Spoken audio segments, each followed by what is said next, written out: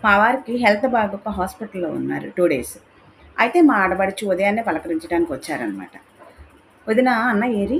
"రూమ్‌లో రెస్ట్ తీసుకుంటున్నారమ్మా" అన్నాను. వెళ్ళింది, పలకరించింది, అన్ని విషయాలు తెలుసుకుంది. బయటకు వచ్చి ఇంటికి ఇంక వెళ్ళిపోతూ నాపై ఒక డైలాగ్ వేసింది. ఏంటంటే, ఆరోగ్యం బాగున్నప్పుడు నలుగురొచ్చి పలకరిస్తారు. అదే ఆర్థికంగా బాగోకపోతే మన మొహం ఇంకా ఎవ్వరు చూడరు అని. వాళ్ళకి అవసరమైనప్పుడు ఈ మధ్య మేము హెల్ప్ చేయకపోవడమే దానికి కారణం అనమాట. సో, ఆళ్ళ అన్నయ్య చాలా సార్లు హెల్ప్ చేశారు. ఈ ఒక్కసారికి హెల్ప్ చేయనందుకు చాలా చిరాకు పడిపోతూ ఈ డైలాగ్ వేసేసింది. అయితే "నువ్వేం చేసావు? నువ్వెప్పుడేమిచ్చావు? నీకు లేనప్పుడు కాదు, ఉన్నప్పుడు కూడా ఒక్క రూపాయి ఖర్చు పెట్టడానికే లెక్కల మీద లెక్కలేసుకుంటావు. ఒక్క రూపాయి కూడా ఖర్చు పెట్టడానికి, ఇవ్వడానికి నీకు మనసు రాదు. కానీ నీకు అవసరమైనప్పుడు మాత్రం అందరూ హెల్ప్ చేయాలి. ఎలా చేస్తారు? నువ్వు నలుగురికి హెల్ప్ చేసి చూడు. ఆ నలుగురు నీకు రెట్టింపై హెల్ప్ చేస్తారు. మనం ఏదిస్తామో తిరిగి మనకు అదే వస్తది. అంతే కదండీ! హెల్ప్ చేసి చూడండి.